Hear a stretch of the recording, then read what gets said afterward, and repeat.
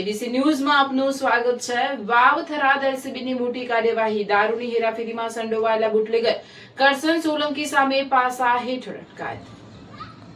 વાવ થરાદ જિલ્લામાં ગેરકાયદેસર દારૂની હેરાફેરી અને વેચાણની પ્રવૃત્તિઓને સંપૂર્ણપણે નાબૂદ કરવાના ઉદ્દેશ્યથી એલસીબી વાવ થરાદ દ્વારા એક મહત્વપૂર્ણ અને કડક કાર્યવાહી કરવામાં આવી।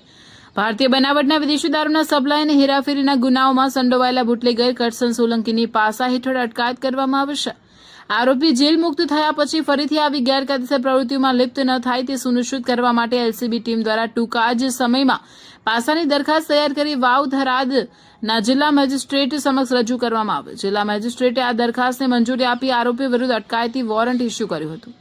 વોરંટ ઇસ્યુ થતાં જ એલસીબી વાવ થરાદની ટીમે પાસાના આરોપી કરસન સોલંકીને પકડી પાડ્યો હતો।